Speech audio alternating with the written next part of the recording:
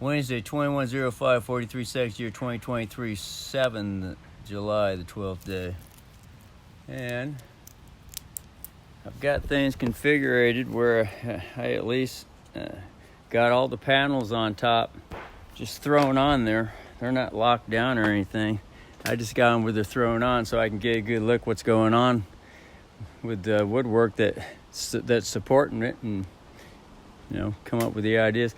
I gotta triangle this out to get the rest of it, and support it.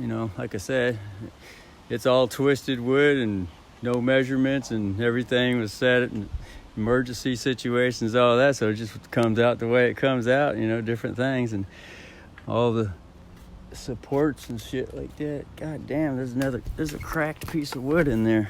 Look at that, I just saw that. The fucking piece cracked, but that crack will hold though. It's nailed down behind it with another piece of wood too. So, but yeah, the alignment on this thing came out with a gap on the end there, and of course, in order to get everything somewhat matching with the rest of the roof, I had to bring this truss down here and bring it down quite substantially.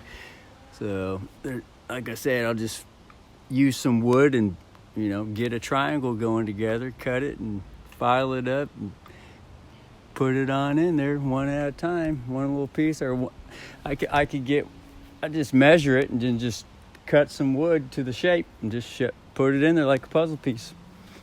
And this one here, I don't need any more than that because it's overhanging right there, and so I have to think to myself, well, I might want to close that opening up in there because the wasp will probably just have a heyday in there. Or I could just go up there. Yeah, they could have a heyday in there because they can get deep inside there now that I got this other panel coming up all the way in the end there. So I would want to seal it off up in here too somehow, but who knows?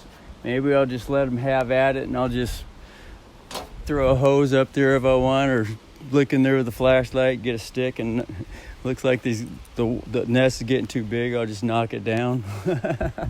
Who knows? I'll just have some fun with whatever happens. Have more training or whatever.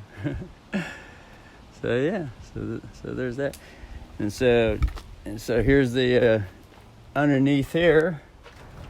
Everything connects. Everything connects.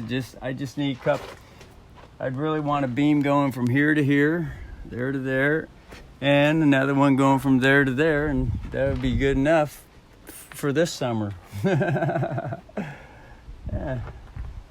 And then like I said, just throw the panels right there. All that side paneling right there, it'll panel up just like that, right? Button her on up till I get to the point where I put some hinges on this thing, and then get some plywood and get some doors on it so it'll open up. and I can close it. And like I said, if I need to, this spot's big enough. I could bring the Subaru or the Mercury. I could park it right up in there if I really needed a place, like a winter or something, if I really need to. But it would have to be open though. I mean, or if I just want to, just for the fun of it, just nice, just to have nice little enclosed area. Feel like it's in a garage, and it's close to the homey feeling or whatever the fuck. Just for a different atmosphere, to have something to, if I wanted to. Mechanic on the cars. The two horses out front. Trim the hooves on the horses. If I wanted to.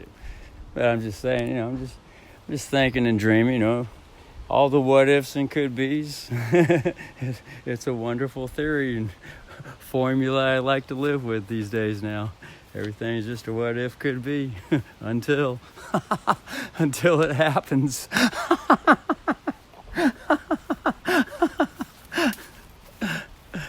Anyway, so that's pretty much it for the report. captain's log on the roof report. The cat rain shed, that's what it is. I call it the cat rain shed. Like I said, you know, I got that from when the sheriff stole this house, and then, you know, I participated in a buyback program in exchange for leverage with a lien. And then they thought they killed it, and then I resurrected it. But anyway, they said part of the buyback program was to get insurance on the house. So I got the cheapest insurance I could get, and it was only a $25,000 payout. If the house burnt down, they would give me $25,000 cash, and then I could use that to, you know, get wood and put it back together, or hire someone or whatever, you know. But I would just get wood and put it back together. But anyway, that was it, just $25,000 in wood. But I only had to pay $20 a month. But then after the buyback, after I finished, you know, pacified the buyback completely and all that, I canceled the insurance. Completely canceled it. There was no use for me paying $20 a month for you know. But anyway, then I figured out there's this thing called fire season, and I'm thinking, well, shit, you know.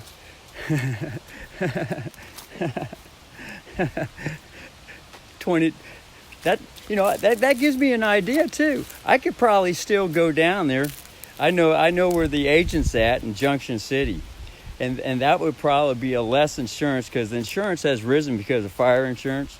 I mean, a lot of these places around here, fucking this one place, they want, God, it was, what was it? Close to $200 and $300 a month, something like that.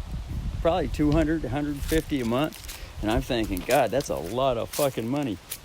So I'd rather wing it.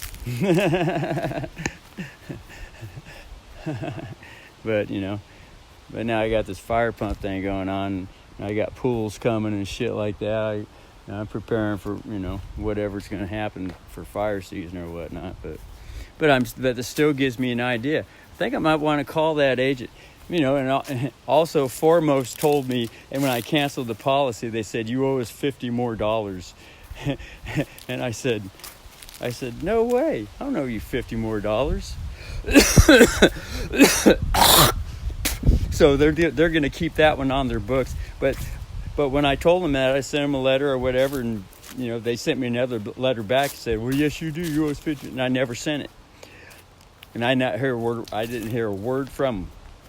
So I think that they'll probably, you know, if I talk to them and they go through Foremost again, because it's the cheapest one around so far, unless there's someone else around. But anyway, I would probably have to give them their $50.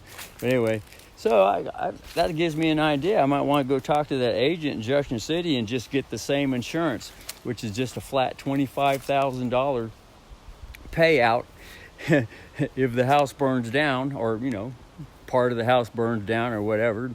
Then I could have $25,000 and get some wood. Go on Craigslist and get the wood for free. You know, and, you know, save the $25,000 for wood that I really need, or whatever the hell. Go around town and look for free wood, you know, or whatever the fuck. But anyway, you know, I'm thinking that $25,000 payout insurance probably, you know, it probably doubled in price because of fire season, so it might be up to $40 or $50 a month. You know, and I'm thinking, well, and then just use that insurance just during the fire season, then cancel it, and then fire season starts back up again. So I would have to go talk to her. I remember that agent too. Junction City. Gives me an idea. See, that's what happens when I start talking. All of a sudden, ideas start flowing in. And it's these videos that get, you know, these Captain's Logs videos that gets me to start talking a lot too. Anyway, so enough of that. Talk to you later. Boop.